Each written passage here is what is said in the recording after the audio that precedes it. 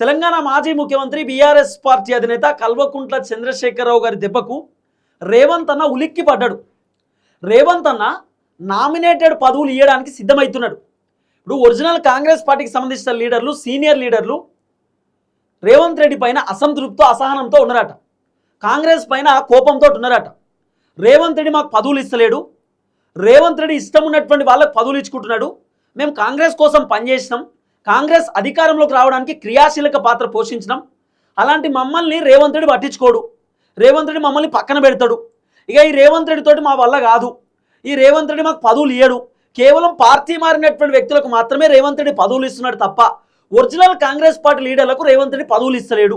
మేము గట్టిగా మాట్లాడినాం, బలంగా మాట్లాడినాం, బీఆర్ఎస్ వాళ్ళు కేసులు పెడితే భరించినాం, బీఆర్ఎస్ వాళ్ళు మమ్మల్ని ఇబ్బంది పెడితే భరించినాం, అన్ని భరించినాం, కానీ రేవంత్ రెడ్డికి అన్నీ తెలుసు, కానీ మాకు పదవులు ఇస్తలేడు.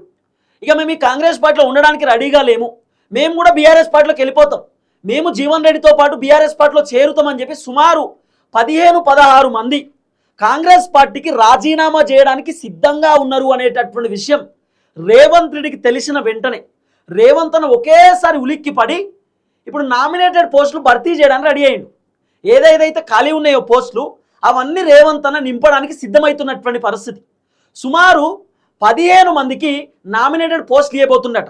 రకరకాల అంశాలుగా ఏది ఒక కమిషన్, ఆ కమిషన్, ఈ కమిషన్ అని చెప్పి మొత్తానికైతే పోస్టులు భర్తీ చేసేటటువంటి కార్యక్రమం చేస్తున్నాడు. చైర్మన్ పదవులు అవి ఇవి మొత్తం చాలా ఉన్నాయి. ఇవన్నీ కూడా రేవంత్ రెడ్డి ఫుల్ఫిల్ చేయడానికి సిద్ధమవుతున్నాడు. 68వ రేవంత్ రెడ్డి ఒక లిస్టు పట్టుకొని ఢిల్లీకి పోతున్నాడు. ఢిల్లీకి పోయి ఆ లిస్టు ఢిల్లీ హైకమాండ్ టేబుల్ మీద పెట్టి రేవంత్ రెడ్డి ఎక్స్ప్లెయిన్ చేస్తాడు. సార్ వీళ్ళందరూ కాంగ్రెస్ పైన అసంతృప్తితో ఉన్నారు, అసహనంతో ఉన్నారు, వీళ్ళందరూ జీవన్ రెడ్డితో టచ్లో ఉన్నారు, జీవన్ రెడ్డి వీళ్ళతో మాట్లాడుతున్నట, పుసుక్కున వీళ్ళకు మనం పదవులు ఇవ్వకపోతే వీళ్ళు బీఆర్ఎస్ పార్టీలోకి వెళ్ళిపోతారు, వీళ్ళు జీవన్ రెడ్డితో పాటు కేసీఆర్ తోటి వెళ్ళిపోతారు, కేసీఆర్ వీళ్ళకి కనువ కప్తాడు, వీళ్ళు ఒకవేళ కాంగ్రెస్కి వెళ్ళిపోతే మాట్లాడేటోళ్ళు కూడా ఉండరు, ఇబ్బంది అవుతుంది, వీళ్ళు బలంగా మాట్లాడతారు, వీళ్ళు ఉండాలి, లేకపోతే ప్రాబ్లం అవుతుంది, వీళ్ళకి పదవులు ఇవ్వాల్సిందే అని చెప్పి రేవంత్ రెడ్డి ఢిల్లీ అధిష్టానానికి చెప్పడానికి 68వ రేవంత్ రెడ్డి లిస్టు పట్టుకుని ఢిల్లీకి పోయిన అనేది వినబడుతున్నటువంటి చర్చ.